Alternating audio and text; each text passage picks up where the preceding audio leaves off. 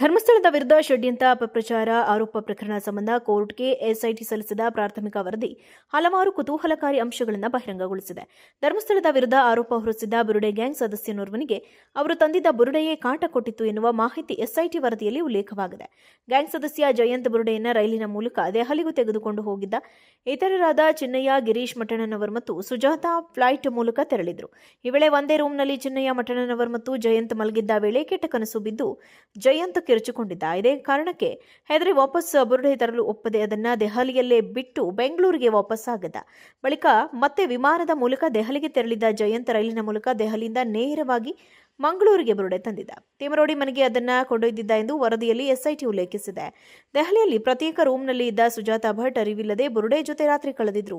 ದೆಹಲಿಯ ವಿಠ್ಠಲ ಮಂದಿರದಲ್ಲಿ ಆರೋಪಿಗಳು ರೂಮ್ ಮಾಡಿದ್ದು ಸುಜಾತಾ ಭಟ್ ಇದ್ದ ರೂಮ್ ಮಂಚದ ಕೆಳಗೆ ಜಯಂತ್ ಬುರುಡೆ ಬಾಕ್ಸ್ ಇಟ್ಟಿದ್ದ. ಈ ವೇಳೆ ಬಾಕ್ಸ್ನಲ್ಲಿ ಏನಿದೆ ಅಂತ ಸುಜಾತಾ ಭಟ್ ಕೇಳಿದ್ದು ಏನಿಲ್ಲ ಅಂತ ಹೇಳಿ ಜಯಂತ್ ಸುಮ್ಮನಾಗಿದ್ದ. ಹೀಗಾಗಿ ಅಂದು ರಾತ್ರಿ ಸುಜಾತಾ ಭಟ್ ಮಲಗಿದ್ದ ಮಂಚದ ಕೆಳಗೆ ಬುರುಡೆ ಇತ್ತು. ಅದೇ ರಾತ್ರಿ ಜಯಂತ್ಗೆ ಕೆಟ್ಟ ಕನಸು ಕೂಡ ಬಿದ್ದಿತ್ತು ಎಂದು ಕೋರ್ಟ್ಗೆ ಎಸ್ಐಟಿ ಸಲ್ಲಿಸಿದ ಪ್ರಾಥಮಿಕ ವರದಿಯಲ್ಲಿ ತಿಳಿಸಲಾಗಿದೆ.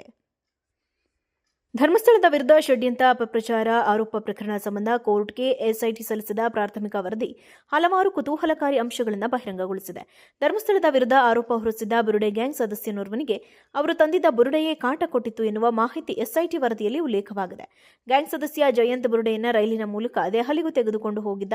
ಇತರರಾದ ಚಿನ್ನಯ್ಯ, ಗಿರೀಶ್ ಮಠಣ್ಣನವರ್ ಮತ್ತು ಸುಜಾತಾ ಫ್ಲೈಟ್ ಮೂಲಕ ತೆರಳಿದ್ರು.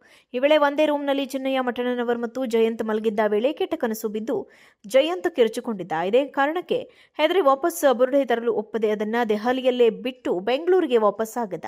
ಬಳಿಕ ಮತ್ತೆ ವಿಮಾನದ ಮೂಲಕ ದೆಹಲಿಗೆ ತೆರಳಿದ್ದ ಜಯಂತ್ ರೈಲಿನ ಮೂಲಕ ದೆಹಲಿಯಿಂದ ನೇರವಾಗಿ ಮಂಗಳೂರಿಗೆ ಬುರುಡೆ ತಂದಿದ್ದ. ತಿಮರೋಡಿ ಮನೆಗೆ ಅದನ್ನ ಕೊಂಡೊಯ್ದಿದ್ದ ಎಂದು ವರದಿಯಲ್ಲಿ ಎಸ್ಐಟಿ ಉಲ್ಲೇಖಿಸಿದೆ. ದೆಹಲಿಯಲ್ಲಿ ಪ್ರತ್ಯೇಕ ರೂಮ್ನಲ್ಲಿ ಇದ್ದ ಸುಜಾತಾ ಭಟ್ ಅರಿವಿಲ್ಲದೆ ಬುರುಡೆ ಜೊತೆ ರಾತ್ರಿ ಕಳೆದಿದ್ರು. ದೆಹಲಿಯ ವಿಠ್ಠಲ ಮಂದಿರದಲ್ಲಿ ಆರೋಪಿಗಳು ರೂಮ್ ಮಾಡಿದ್ದು ಸುಜಾತಾ ಭಟ್ ಇದ್ದ ರೂಮ್ ಮಂಚದ ಕೆಳಗೆ ಜಯಂತ್ ಬುರುಡೆ ಬಾಕ್ಸ್ ಇಟ್ಟಿದ್ದ. ಈ ವೇಳೆ ಬಾಕ್ಸ್ನಲ್ಲಿ ಏನಿದೆ ಅಂತ ಸುಜಾತಾ ಭಟ್ ಕೇಳಿದ್ದು ಏನಿಲ್ಲ ಅಂತ ಹೇಳಿ ಜಯಂತ್ ಸುಮ್ಮನಾಗಿದ್ದ. ಹೀಗಾಗಿ ಅಂದು ರಾತ್ರಿ ಸುಜಾತಾ ಭಟ್ ಮಲಗಿದ್ದ ಮಂಚದ ಕೆಳಗೆ ಬುರುಡೆ ಇತ್ತು. ಅದೇ ರಾತ್ರಿ ಜಯಂತ್ಗೆ ಕೆಟ್ಟ ಕನಸು ಕೂಡ ಬಿದ್ದಿತ್ತು ಎಂದು ಕೋರ್ಟ್ಗೆ ಎಸ್ಐಟಿ ಸಲ್ಲಿಸಿದ ಪ್ರಾಥಮಿಕ ವರದಿಯಲ್ಲಿ ತಿಳಿಸಲಾಗಿದೆ.